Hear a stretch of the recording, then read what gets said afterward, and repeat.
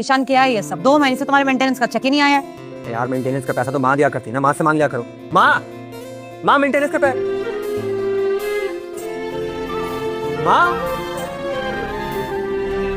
माँ aunty lift भी ठीक कराई थी ना इस बार, तो उसके 500 रुपए ऐड कर देना। अच्छा ठीक। और सेक्रेटरी साहब आगे फिर तो पैसा मांगने के लिए। अरे क्या यार मम्मी, आप भी इन लोग को हर महीने पैसे देती रहती हो। यहाँ आपका बेटा कंगाल बैठा हुआ है, ये नहीं कि पहले अपने बेटे को पैसे दे दो। मेरी पॉकेट मनी कहाँ है? अभी तो रुक जा, अभी मुझे इनको पैसे देने हैं, फिर घर का पूरा खर्चा निकालना है, फिर तब जाके तुझे पॉकेट मनी मिलेगी। आंटी पॉकेट मनी देते हो आप इसको? अरे इतने बड़े हो गए हो तुम, कौन पॉकेट मनी लेता है अपनी मम्मी से? ऑफिस जाते हो, कमाई करते हो, सैलरी लाके आपको देता है या बताता भी नहीं है जो आपसे पॉकेट मनी मांग रहा है? बेटा कितनी बार बोलती हूँ इसे कि अपने खर्चे खुद देखा कर, अपने पैसे खुद संभाला कर, सुनता ही नहीं है। अपनी सैलरी लाके मेरे पास दे देता है और सारे काम मेरे सर पे डाल देता है, अपनी जिम्मेदारी नहीं समझता ये। अब एक बात बताओ, जिसके पास इतनी प्यारी माँ हो उसको जिम्मेदारी लेने की क्या जरूरत है? अरे मेरा तो खुद का भरोसा नहीं रहता कि मैं कब कहाँ रहता हूँ कहाँ नहीं। अगर मेरे पास मेरी माँ ना हो तो पता नहीं भैया मैं जिंदगी कैसे जीऊंगा, क्योंकि मेरे हाथ में पैसे कब खर्च हो जाते हैं, कैसे खर्च हो जाते हैं ये मुझे भी नहीं पता चलता। तो मेरी माँ है ना सबको देखने के लिए, फटाफट मेरी पॉकेट मनी दे दो आप। आंटी एक बात बोलूं, आप एक काम करो, इसकी शादी करा दो, अपने आप सुधर जाएगा। और जितना मम्मी मम्मी करता फिरता है ना, एक बार बीवी आ गई फिर बीवी करता फिरेगा। आपको तो पैसे भी नहीं देगा, सैलरी तो उसी के हाथ में आएगी और मजा ले आपकी तरफ देख ले, आपको कुछ बोल दे, बीवी के पीछे पड़ा रहेगा।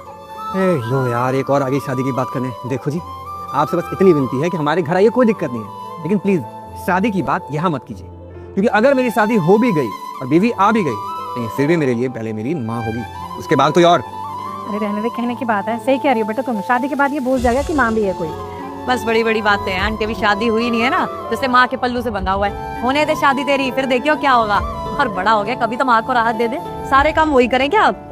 यार ये आग लगाना कब बंद करेगी? अरे मेरी बात सुनो, मेरे लिए सबसे पहले मेरी माँ है, उसके बाद कोई और शादी वाली का बोला ना अभी नहीं करनी मतलब नहीं करनी। अरे छोड़ो ना, मैं क्या इन लोगों की बातें पे ध्यान देती हूँ। अरे जिस दिन मैं नहीं रहूंगी उस दिन क्या होगा तेरा? फिर कैसे करेगा अपने घर के काम, कैसे संभालेगा घर?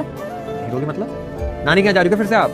देखो पिछले हफ्ते आप गई थी नानी के यहाँ और दिमाग खराब हो गया था, एक हफ्ता इस घर में कैसे जिया मुझे ही पता है। आप कहीं नहीं जाओगी। पगले, मैं नानी के घर जाने की बात नहीं कर रही हूँ, दुनिया से जाने की बात कर रही हूँ। माँ खबरदार, अगर आज के बाद आपने दोबारा जाने की बात करी। अरे आप भला ऐसे कैसे चली जाओगी? आप मेरी माँ हो, आप तो अभी 100 साल जियोगी। अरे आंटी कहाँ की बात कहाँ लेके चले गए आप भी? अरे छोड़ो, और वैसे भी आपका बेटा 2 घंटे तो आपके बिना रह नहीं सकता। मैं बता रही हूँ, जैसे इसकी हरकत है ना, पहले यही जाने को तैयार रहेगा, आपको नहीं जाने देगा, ऊपर से खींच के नीचे लेके आ जाएगा कि मेरी खर्ची दे दो मेरे को। लो बेटा।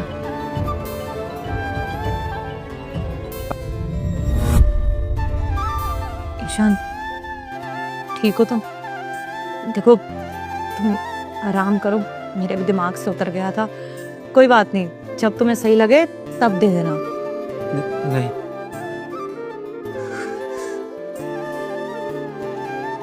बराबर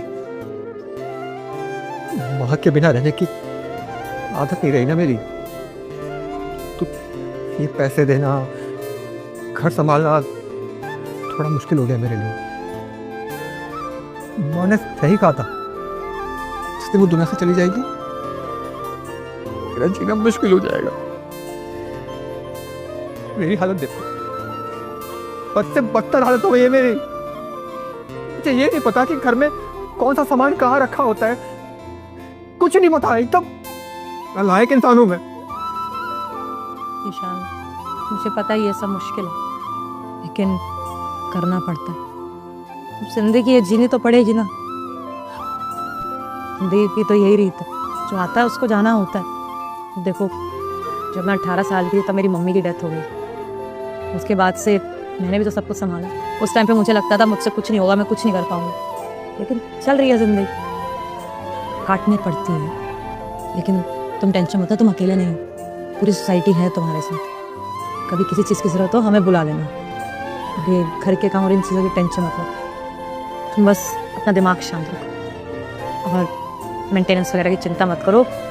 सोसाइटी को तुमसे कुछ नहीं चाहिए, तुम बस अपना ध्यान रखो। देख रही हो ना क्या जिंदगी बन गई है मेरी। तू चली गई क्यों?